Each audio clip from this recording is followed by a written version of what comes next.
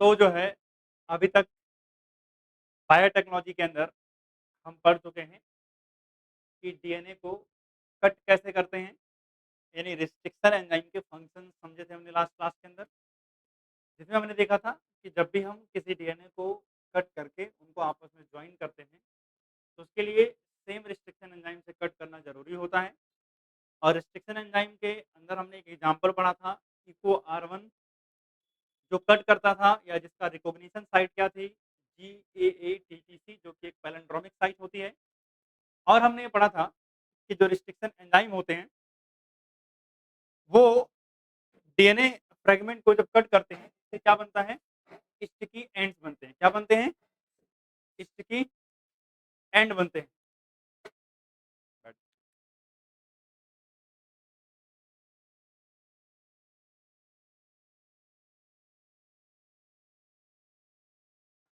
तो जब डीएनए को हम फ्रेगमेंट में कट करते हैं, तो इससे क्या बनते हैं, स्टिकी एंड बनते हैं। और ये स्टिकी एंड हाइड्रोजन बॉन्डिंग के थ्रू एक दूसरे से कंबाइन हो जाते हैं, और कंबाइन होने के बाद क्या बनाते हैं, वो रिकॉम्बिनेंट डीएनए बनाते हैं।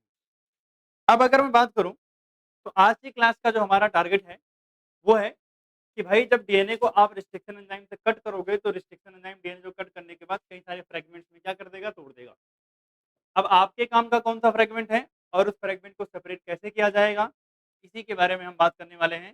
That is separation of DNA fragment.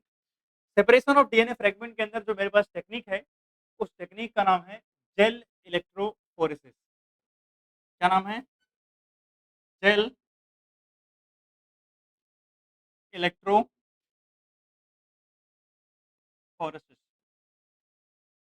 तो सबसे पहले अगर हम बात करें जेल इलेक्ट्रोफोरेसिस की, तो पहली बात तो आपको यहाँ एक शब्द मिल रहा है भैया, जेल।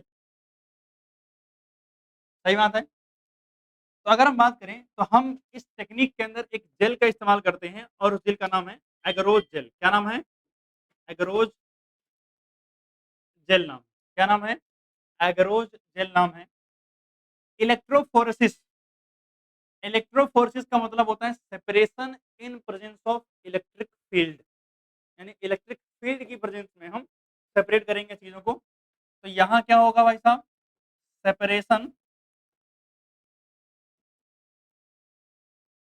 इन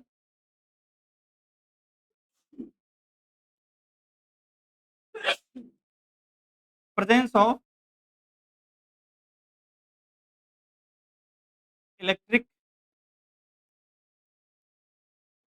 फील्ड, यानी इलेक्ट्रिक फील्ड की प्रेजेंस में हम सेपरेट करेंगे डीएनए को एक जेल के अंदर। तो वो कैसे होगा, इसको हमें समझना है।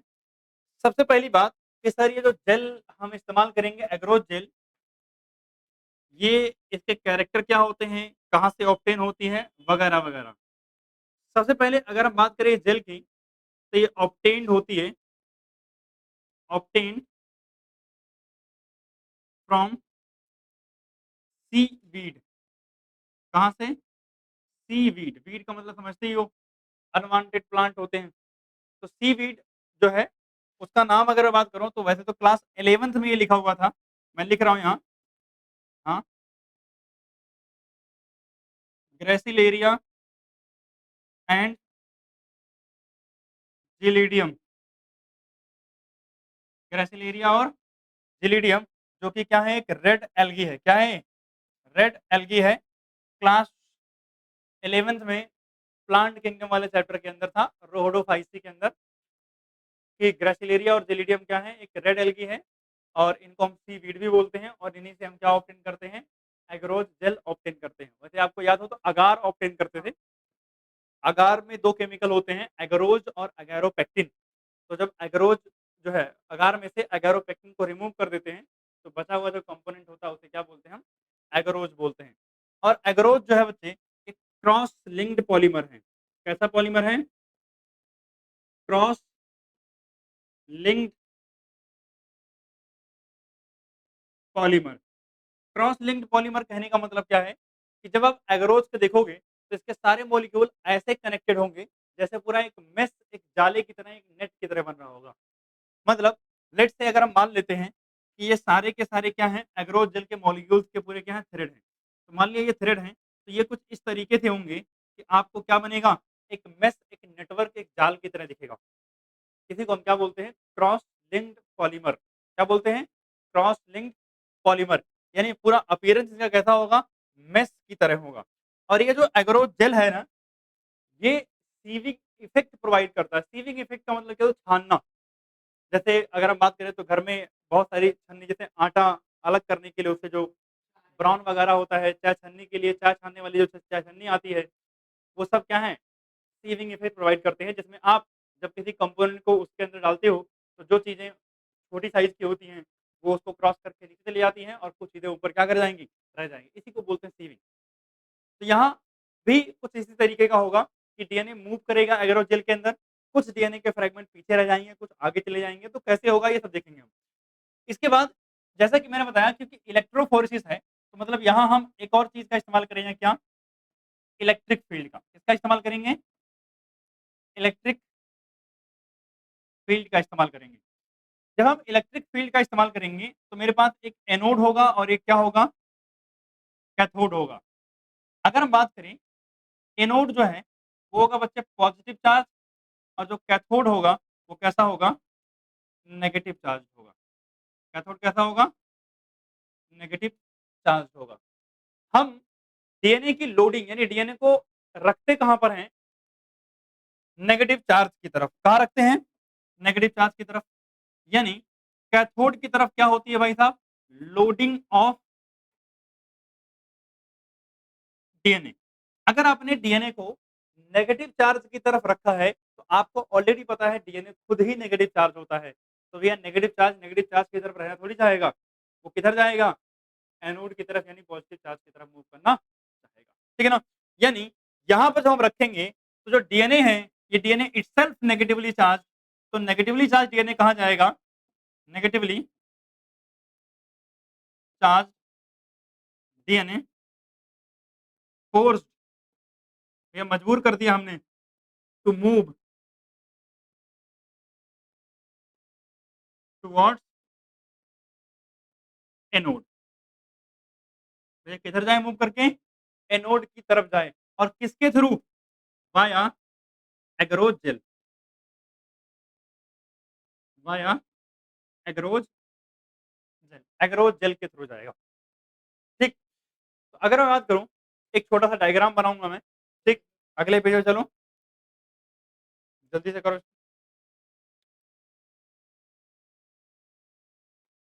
तो मैं क्या कह रहा था कि भैया हमें एक डायग्राम बनाना है।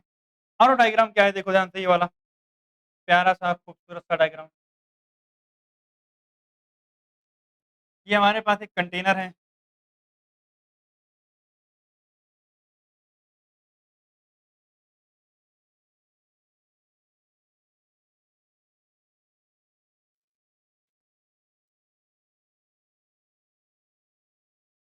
ठीक। और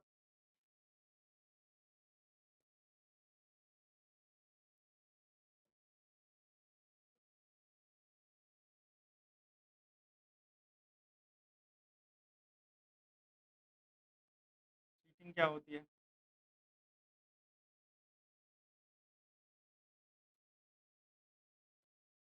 ये जो मैंने बनाया है,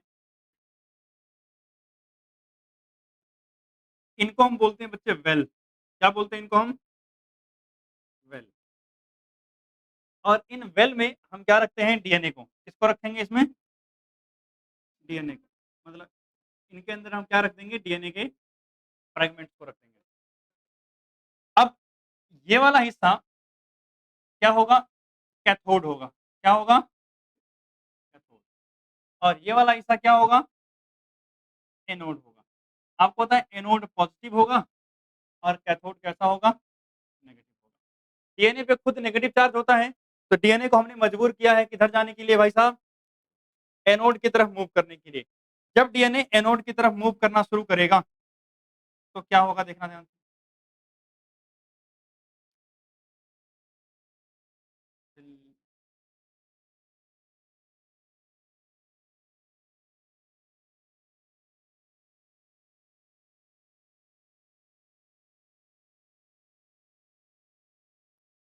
अब सुनना, ये है हमारे पास डीएनए के क्या फ्रेगमेंट्स हैं।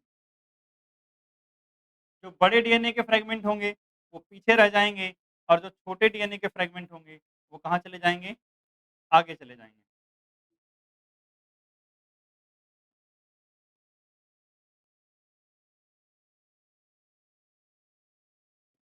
अभी तो बस इतना मान के चलो, सब सेम साइज के, अभी छोटा बड़ा कर दूंगा इनको।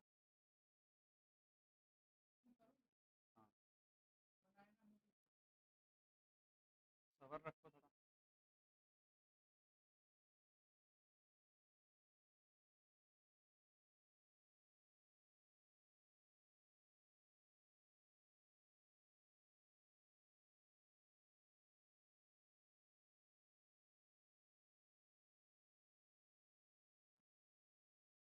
जितना ज्यादा ये आगे जाएंगे उतनी लेंथ इनकी क्या हो जाएगी, छोटी हो जाएगी।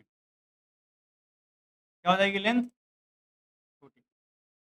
एक को मैं इधर कर दे रहा हूँ, इसको थोड़ा सा यहाँ ले जाके रख दे रहे हैं, इसको ले जाके यहाँ रख दे रहे हैं, इसको ले जाके यहाँ रख दे रहे हैं। ये लोग तो पहले से लाइन में लगे हुए हैं, इसको ले जाके यहाँ रख, एक इधर रख दे रहे हैं, और एक, चलो यहीं रख दे रहे हैं। अब देखो ध्यान से, कुछ नहीं करना है, थोड़ा डीएनए की लेंथ को छोटा करना है।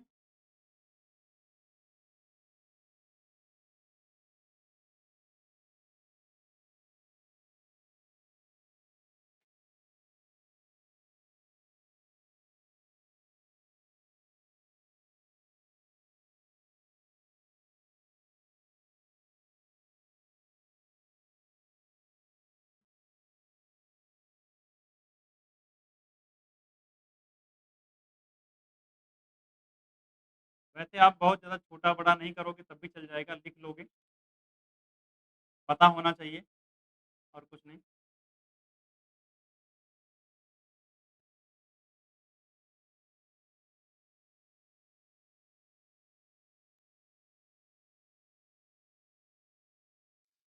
अब सुनना मेरी बात ध्यान से, ये पूरा एग्रोज जेल था यहाँ पर, ये क्या है, एग्रोज जेल है। जब हमने इलेक्ट्रिक फील्ड अप्लाई की तो पूरा का पूरा जो डीएनए था वो मूव करना शुरू करेगा, और मूव कहाँ से कहाँ करेगा भैया, यहाँ से, यानी ये कैथोड है, कैथोड से डीएनए मूव करके कहाँ जाएगा, डीएनए की मूवमेंट किधर होगी भाई साहब, एनोड की तरफ होगी। किसकी थ्रू, किधर तरफ होगी, एनोड की तरफ। और एनोड की तरफ जाएगा तो रास्ते में इसको कौन मिलेगा, एग्रोज जेल। और मैंने क्या बताया, एग्रोज जेल कैसा है, ऐसा क्रॉस लिंक पॉलीमर। तो भैया इन छेद से होकर गुजरना पड़ेगा डीएनए को। जितना बड़ा साइज होगा उतना मुश्किल हो जाएगा, जितना छोटा साइज होगा उतने आसानी से मूव करेगा, और उसकी स्पीड भी क्या होगी, ज्यादा होगी। मतलब अगर मैं सिंपल शब्द में बोलूं कि smaller the size, smaller the size, इसकी क्या होगी, हाइयर स्पीड होगी। स्पीड भी क्या होगी, ज्यादा होगी, और स्पीड ज्यादा होगी तो मूव हायर डिस्टेंस, तो भैया ज्यादा डिस्टेंस मूव भी करेगा, मूव हायर डिस्टेंस। या फिर आप बोलो उतना दूर वो जा करके रुकेगा। अब अगर हम बात करें तो यहाँ पे जो एग्रोज जेल है, ये डीएनए फ्रेगमेंट को क्या कर रही है, सेपरेट कर रही है, सेपरेट डीएनए फ्रेगमेंट। यानी डीएनए फ्रेगमेंट को हम यहाँ सेपरेट कर पा रहे हैं किसके हिसाब से, according to size, according to size. और साइज के हिसाब से जो हम सेपरेट कर रहे हैं, तो भैया इफेक्ट कौन सा यहाँ है, सीविंग इफेक्ट। कौन सा इफेक्ट, सीविंग इफेक्ट, यानी छन्नी जैसा इफेक्ट यहाँ लगता है, छानने की तरह। तो इसको हम क्या बोलते हैं भाई साहब, via sieving effect, via sieving effect. और ये सीविंग इफेक्ट कौन प्रोवाइड कर रहा है, provided by gel, provided by agarose gel. अब सुनना, एग्रोज जेल के बाद जो हम डीएनए फ्रेगमेंट्स हमें मिलता है उन डीएनए फ्रेगमेंट की हम क्या करते हैं, स्टेनिंग करते हैं। क्या करते हैं उसकी हम? स्टेनिंग। भैया ये सारा डीएनए फ्रेगमेंट मिल गया, यानी सेपरेटेड फ्रेगमेंट की हम क्या करते हैं, स्टेनिंग। तो भाई हमने क्या किया, सेपरेटेड फ्रेगमेंट लिया और हमने सेपरेटेड फ्रेगमेंट की क्या कर दी, स्टेनिंग कर दी। क्या कर दी? Staining with ethidium bromide. Ethidium bromide, इसको हम शॉर्ट में लिखते हैं ईटी। जब हम इथिडियम ब्रोमाइड से स्टेनिंग करते हैं, उसके बाद क्या करेंगे, exposure to UV raise.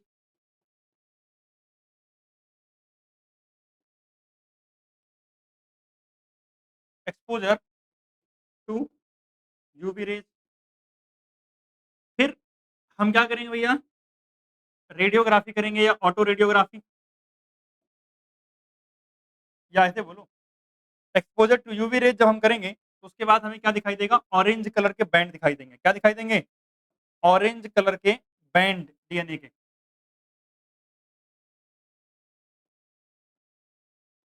Orange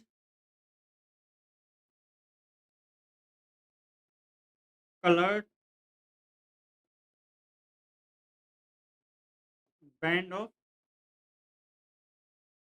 DNA, यानी डीएनए के हमें ऑरेंज कलर के क्या दिखाई देंगे, बैंड दिखाई देंगे। और ये जो ऑरेंज कलर के बैंड हैं, इनको हम ऐसे यहाँ से कट करके चारों तरफ से निकाल लेते हैं बाहर। और डीएनए को कट करके बाहर निकालने को हम क्या बोलते हैं, इल्यूजन बोलते हैं। क्या बोलते हैं? इल्यूजन बोलते हैं। ठीक है ना? तो इसके बाद हम क्या करते हैं भाई साहब, इल्यूजन करते हैं। यानी डीएनए को कट करके रिमूव कर लेना, इसे हम क्या बोलते हैं, इल्यूजन बोलते हैं। ये है कंप्लीट प्रोसेस किसकी, जेल इलेक्ट्रोफोरेसिस की, जहां पर हम डीएनए को सेपरेट कैसे करते हैं, इसको हमने समझा। क्लियर?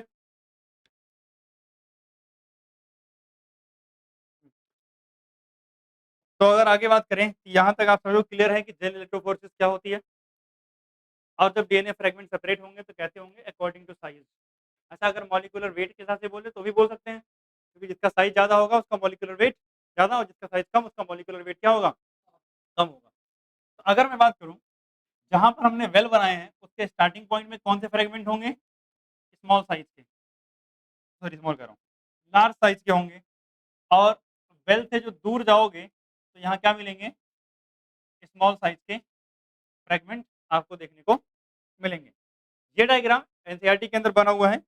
अगर आप इसको देख रहे हो तो यहाँ दिख रहा है आपको, ये 1 2 3 जो नंबरिंग कर रखी है वेल है, ये क्या है, वेल दिखा आपको। इसके अलावा अगर हम बात करें तो ये पूरा एग्रो जेल होता है यहाँ, जहाँ हम सेपरेट करते हैं डीएनए फ्रेगमेंट को। और अगर आप देख रहे हो तो लार्जेस्ट और इधर क्या होगा, स्मॉलेस्ट होगा। और ये कैसे होता है, by sieving effect provided by agarose gel, और उसके थ्रू हम क्या कर लेते हैं, डीएनए को सेपरेट कर पाते हैं। अब हमारे पास जो अगला स्टेप आता है वो है एम्पलीफिकेशन ऑफ डीएनए फ्रेगमेंट। क्या है?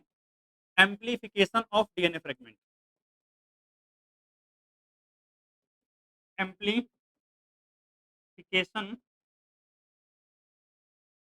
ऑफ डीएनए फ्रेगमेंट, यानी डीएनए फ्रेगमेंट्स की मल्टीपल कॉपीज कैसे बनाई जाएं, इसकी बात करेंगे।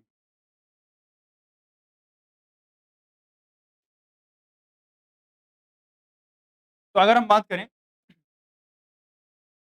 एम्पलीफिकेशन का मतलब होता है मेकिंग मल्टीपल कॉपीज। क्या करना? Making multiple copies. Making multiple copies, DNA की हम क्या करेंगे, बहुत सारी कॉपीज बनाएंगे। और एम्पलीफिकेशन के अंदर हम जिस टेक्निक का इस्तेमाल करते हैं, उस टेक्निक का नाम है पीसीआर। क्या नाम है? पीसीआर। और पीसीआर का मतलब होता है polymerase, polymerase chain reaction. Polymerase chain reaction. Simple शब्दों में अगर मैं बोलूं तो पीसीआर में हम कुछ नहीं करते हैं, सिर्फ डीएनए रेप्लिकेशन करते हैं। हमें पता है डीएनए की कॉपी बनाने का तरीका हमारे पास क्या है? डीएनए की कॉपी बनाने का तरीका हमारे पास क्या है? डीएनए रेप्लिकेशन करना। क्या करना? डीएनए रेप्लिकेशन करना। तो डीएनए रेप्लिकेशन जो हमारी बॉडी में हो रही थी, अगर उसको हम लेबोरेटरी में बाहर करने लगे, तो वही क्या है? पीसीआर है और कुछ नहीं। लेकिन सुना जानते पीसीआर जो है, वो बहुत हाई टेम्परेचर पे वर्क करता है, अराउंड 94 डिग्री सेल्सियस पर। और हमारी बॉडी के जितने एंजाइम्स होते हैं, वो इतने हाई टेम्परेचर पे स्टेबल नहीं होते हैं। आप बताओ, क्या अगर मैं अपनी बॉडी का एंजाइम निकाल के पीसीआर में इस्तेमाल करने लगूँ, तो ये वर्क करेगा क्या? नहीं करेगा, क्योंकि उसका वो क्या करता है? ऑप्टिमम टेम्परेचर पे काम करते हैं। टेम्परेचर जैसे ही 37 40 डिग्री सेल्सियस से ऊपर जाएगा, तो एंजाइम की एक्टिविटी क्या हो जाएगी? बंद हो जाएगी, खत्म हो जाएगी। इसका मतलब सबसे पहला टास्क है कि सर, अगर आप पीसीआर बाहर इस्तेमाल कर रहे हो, तो एंजाइम की जगह कोई सब्स्टिट्यूट है या किस एंजाइम का आप इस्तेमाल कर रहे हो, पहले तो ये पता होना चाहिए। क्या होना चाहिए? ये पता होना चाहिए कि किस एंजाइम का हम इस्तेमाल कर रहे हैं। क्लियर बात? तो अगर हम बात करें एंजाइम की, तो इस प्रोसेस के अंदर हम जो एंजाइम इस्तेमाल करते हैं, उस एंजाइम का नाम है टैक पॉलीमरेज। क्या नाम है? Taq polymerase. टैक पॉलीमरेज बच्चे एक थर्मोस्टेबल एंजाइम है। क्या है? एक थर्मो स्टेबल एंजाइम है।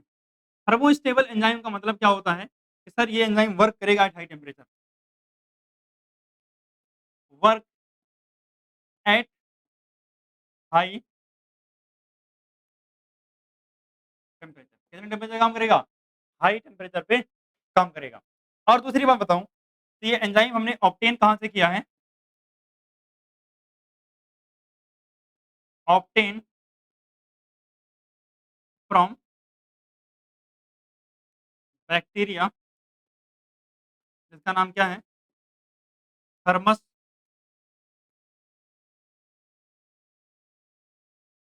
एक्वेटिकस है। क्या नाम है? Thermus aquaticus. इस बैक्टीरिया से ऑब्टेन किया है, और ये एंजाइम हाई टेम्परेचर पे क्या कर सकता है? काम कर सकता है। हाई टेम्परेचर पे क्या कर सकता है? काम कर सकता है। तो भाई साहब ठीक है, अगर हम पीसीआर करेंगे, तो इसमें कितने स्टेप्स होंगे और कैसे-कैसे करेंगे? अगर मैं बात करूँ, तो आपने पढ़ा होगा कि डीएनए रेप्लिकेशन में तो बहुत सारे स्टेप होते हैं। तो पीसीआर में कितने स्टेप होते हैं? अगर मैं इसकी बात करूँ, तो सबसे पहला स्टेप जो होता है, वो डीनेचुरेशन होता है। क्या होता है? डीनेचुरेशन। और जो दूसरा स्टेप होता है, उसका नाम है एनेलिंग। क्या नाम है? एनेलिंग। और तीसरा स्टेप है जो है एक्सटेंशन। क्या नाम है? एक्सटेंशन। डीनेचुरेशन, एनेलिंग और क्या है? एक्सटेंशन है।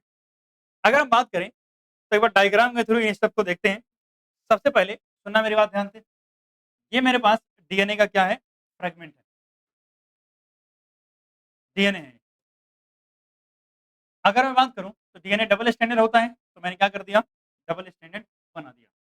अब ये डबल स्टैंडर्ड डीएनए आपस में कैसे कनेक्टेड होते हैं? वाया हाइड्रोजन बॉन्ड, या हाइड्रोजन बॉन्डिंग के थ्रू कनेक्टेड होते हैं। तो मैंने इन दोनों को आपस में जोड़ दिया, ताकि हमें ये लगे कि भैया ठीक है, ये हाइड्रोजन बॉन्डिंग के थ्रू आपस में कनेक्टेड है।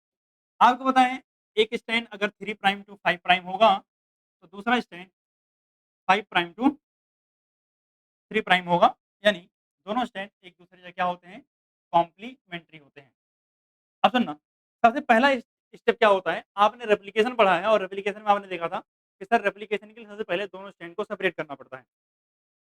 रेप्लिकेशन बहुत हाईली एनर्जी कंज्यूमिंग प्रोसेस थी, तो हमारी बॉडी के अंदर वो प्रोसेस धीरे-धीरे हो रही थी। भैया धीरे-धीरे स्ट्रैंड खुल रहे थे, धीरे-धीरे प्रोसेस हो रही थी। बट हम बाहर करवा रहे हैं, हम टेम्परेचर हाई दे करके दोनों स्ट्रैंड को एक साथ ही सेपरेट कर सकते हैं, तो ऐसा कोई रिस्ट्रिक्शन हमारे पास नहीं है। तो सबसे पहला काम हमारा जो होता है, वो क्या होता है? डीनेचुरेशन। सबसे पहला काम क्या होता है? डीनेचुरेशन। और डीनेचुरेशन भी हमने उस चैप्टर में पढ़ा था। क्या बताया था मैंने? कि separation of the DNA strand at high temperature, इसी को हम क्या बोलते हैं? डीनेचुरेशन बोलते हैं। तो भाई मैंने टेम्परेचर क्या किया? हाई किया, यानी टेम्परेचर हम क्या करेंगे? हाई रखेंगे, अराउंड 94 डिग्री सेल्सियस के आसपास, और डीएनए के दोनों स्ट्रैंड क्या हो जाएँगे? सेपरेट हो जाएँगे। डीएनए के दोनों स्ट्रैंड क्या हो जाएँगे? तो अगर मैं बात करूँ, तो डीएनए के दोनों स्ट्रैंड सेपरेट कर देते हैं। अगर हम डीएनए के दोनों स्ट्रैंड को सेपरेट करें, चलो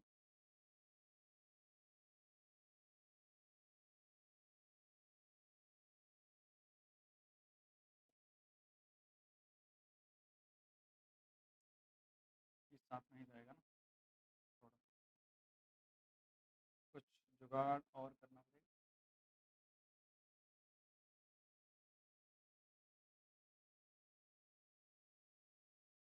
एक स्टैंड मैंने यहाँ अलग कर दिया, एक मैं नीचे अलग से बना रहा हूँ, ठीक है।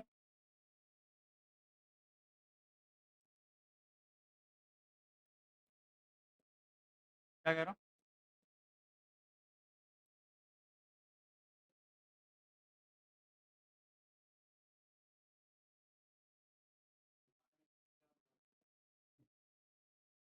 दोबारा क्यों बनाऊँ? तो डीएनए के दोनों स्टैंड को हमने क्या कर दिया, सेपरेट कर दिया। एक हमारे पास ये हो जाएगा 5 प्राइम, 5 प्राइम टू 3 प्राइम।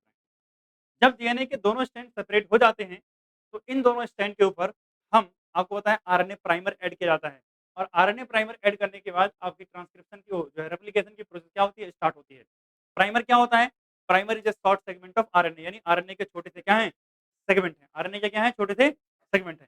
तो मैंने क्या किया, अगले स्टेप में हम क्या करते हैं भाई, एनिलिंग करते हैं। क्या करते हैं? एनिलिंग। अगर मैं एनिलिंग की बात करूं बच्चे, तो एनिलिंग में हम क्या करते हैं भैया, ऐड करते हैं प्राइमर्स। क्या करते हैं? प्राइमर्स करते हैं। अच्छा, आप लोगों को किसी को याद है कि प्राइमर कौन से एंड पे ऐड करते हैं? प्राइमर का एडिशन डीएनए स्ट्रैंड के कौन से एंड पर होता है? किसी को आइडिया है? डीएनए स्ट्रैंड के कौन से एंड पर प्राइमर ऐड होते हैं? कैसे याद होगा? उसके लिए पढ़ना होता है। और जब गधों की लिस्ट बनेगी, तो टॉप लिस्ट में, टॉप 3-4 में तुम लोग आ सकते हो, इसलिए पता तो नहीं होगा। ठीक, अब सुना ध्यान से। जब भी प्राइमर ऐड होता है, तो प्राइमर हमेशा कहाँ, 5 प्राइम एंड पर ऐड होता है। कहाँ ऐड होता है? 5 प्राइम एंड पर। तो अगर ये 5 है, तो इसके अपोजिट में, एक मिनट, अगर ये 5 है, तो इसके अपोजिट में क्या आना चाहिए, 3 प्राइम। और हमारे पास अगर हम बात करें, जैसे मान लिया ये डीएनए का स्ट्रैंड है, एक हिस्सा 5 है, एक हिस्सा 3 है। जो नया स्ट्रैंड बनता है, वो हमेशा कहाँ बनता है, 5 टू 3 के डायरेक्शन में बनता है। किसमें बनता है? 5 टू 3 के डायरेक्शन में। तो अगर मैं इधर ऐड करूंगा, तो भैया 3 प्राइम मेरा किधर आ जाएगा, इस तरफ आ जाएगा। मुझे तो कॉपी उस साइड करनी है, तो इधर नहीं ऐड करूंगा, मैं किस साइड ऐड करूंगा, इस साइड ऐड कर दूंगा। तो दो स्टैंड पर मैंने प्राइमर बना दिए, यानी इधर मैंने ऐड किया, इधर आया मेरा 5 प्राइम, इधर आया मेरा 3 प्राइम। अगर इधर ऊपर वाले पे ऐड करूं, ऊपर वाले पे यहाँ मैंने ऐड किया, इधर क्या आया, 5 प्राइम, और इधर क्या आया, 3 प्राइम। तो जो मैंने रेड वाला ऐड किया है, इनको हम क्या बोलते हैं, प्राइमर बोलते हैं। क्या बोलते हैं इनको हम? प्राइमर। अगर कोई पूछे प्राइमर्स क्या है, तो प्राइमर क्या है, ऑलिगो न्यूक्लियोटाइड। ऑलिगो न्यूक्लियोटाइड का मतलब क्या होता है, बहुत छोटा सा एक टुकड़ा है, सेगमेंट है किसका, आरएनए का। एक बहुत छोटा सा क्या है, टुकड़ा है किसका, आरएनए का। इसलिए हम इसको आरएनए प्राइमर भी बोलते हैं। क्या बोलते हैं? RNA primer. जब हमने एनिलिंग कर दी, तो एनिलिंग के बाद ये हमारा पहला स्टेप था, ये हमारा पहला स्टेप था, ये हमारा दूसरा स्टेप था। और अगर मैं तीसरे स्टेप की बात करूं, जहां हम क्या कर रहे हैं, एक्सटेंशन कर रहे हैं। क्या कर रहे हैं? एक्सटेंशन। तो एक्सटेंशन में कुछ नहीं होगा, ये देखना, ये लिया मैंने, इसकी कॉपी की और यहाँ लगा दिया।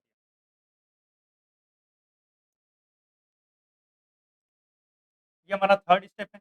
अगर मैं थर्ड स्टेप की बात करूं, इसमें हम क्या करते हैं, एक्सटेंशन। क्या करते हैं? एक्सटेंशन। भैया आपने क्या किया था, प्राइमर ऐड किए थे ना, तो आप उस प्राइमर का इस्तेमाल करके पूरे डीएनए की क्या कर देंगे, नई कॉपी बना देंगे। और जब पूरे डीएनए की नई कॉपी बनाएंगे, तो क्या होगा, ऐसे पूरा डीएनए बन जाएगा। इधर क्या आएगा, 5 प्राइम आएगा, इधर क्या आएगा, 3 प्राइम आएगा। इधर भी क्या होगा, इस तरीके से पूरा डीएनए का नया स्टैंड बन जाएगा। ये 5 प्राइम आएगा और ये 3 प्राइम आएगा। आप बताओ कितने स्टैंड बन गए डीएनए के, 2 स्टैंड। स्टार्ट कहाँ से किया था? एक स्ट्रैंड था। डीएनए कितना था? एक ही डीएनए था ना? अब यहाँ कितने बन गए? 2 अलग-अलग डीएनए मॉलिक्यूल बन गए हैं। अगर बात करूँ, अगर इसी को मैं लगभग 30 टाइम चला दूँ, यानी 30 साइकिल में रिपीट कर दूँ, तो कितने नए बन जाएँगे? 1 बिलियन डीएनए बन जाएँगे। कितने बन जाएँगे? 1 बिलियन डीएनए बन जाएँगे। अगर आप डायग्राम देखोगे जो एनसीईआरटी में था, इस डायग्राम को भी एक बार देख लेना। सबसे पहला स्टेप क्या है? Denaturation, that is step number 1। क्या किया हमने? दोनों स्ट्रैंड को सेपरेट किया है। और अगर आप देखो इसी डायग्राम में इन्होंने ऐड भी कर दिया है, दूसरे स्टेप में क्या कर दिया है? एनीलिंग कर दिया है। क्या कर दिया है? एनीलिंग। ये छोटे-छोटे टुकड़े दिख रहे हैं, ये क्या हैं? प्राइमर्स हैं। प्राइमर क्या होते हैं? ऑलिगोन्यूक्लियोटाइड किसके? आरएनए के। ऑलिगोन्यूक्लियोटाइड। इसके बाद अगर बात करूँ, तो हमने क्या किया? टैग पॉलीमरेज़ इस्तेमाल किया। टैग पॉलीमरेज़ क्या करेगा? डीएनए के न्यूक्लियोटाइड्स का इस्तेमाल करेगा और डीऑक्सीराइबोन्यूक्लियोटाइड का इस्तेमाल करके पूरी नए चेन बना देगा और इसे हम क्या बोलते हैं? एक्सटेंशन बोलते हैं। क्या बोलते हैं? एक्सटेंशन। टैग पॉलीमरेज़ काम क्यों कर पाता है हाई टेम्परेचर पे? क्योंकि एक थर्मोस्टेबल एंजाइम है और ऑब्टेन कहाँ से किया हमने? थर्मस एक्वेटिकस नाम के बैक्टीरिया से ऑब्टेन किया है। कहाँ से किया है? थर्मस एक्वेटिकस नाम के बैक्टीरिया से। अगर ये साइकिल मैं 30 बार रिपीट कर दूँ, तो इससे क्या बन जाएगा मुझे? 1 बिलियन डीएनए के स्ट्रैंड आपको देखने को मिल जाएँगे। तो मतलब बहुत हाई रेट से क्या करता है? बनता है। अगर आपसे पूछें नंबर ऑफ डीएनए फॉर्म्ड तो कैसे निकालते हैं भाई? इसका हमारे पास एक फ़ॉर्मूला होता है 2 की power n where n is equal to क्या है? Number of PCR cycle. PCR cycle यानी कितनी बार पीसीआर साइकिल आपने ऑपरेट की है, उसके हिसाब से आपको क्या मिल जाएँगे? डीएनए के स्ट्रैंड। अब सुना जानते हैं, कई बार हम डायग्नोसिस में इस्तेमाल करते हैं इसका। जैसे आपने आरटी-पीसीआर सुना होगा। कोविड-19 के टेस्ट में, reverse transcription polymerase chain reaction. अब वहाँ आरटी वर्ड क्यों इस्तेमाल कर रहे हैं? क्योंकि उसका जेनेटिक मटेरियल आरएनए था। हम कॉपी किसकी कर पाते हैं? डीएनए की। तो भैया पहले आरएनए से डीएनए बनाना पड़ेगा, तो रिवर्स ट्रांसक्रिप्शन होगा, फिर हम पीसीआर अप्लाई करेंगे। अब सुनना, अगर ये एन की वैल्यू किसी की कम आती है, जैसे मान लिया मैंने सैंपल लिया अपनी बॉडी से और उस सैंपल को लेके गया, मैंने आरटी-पीसीआर में लगाया।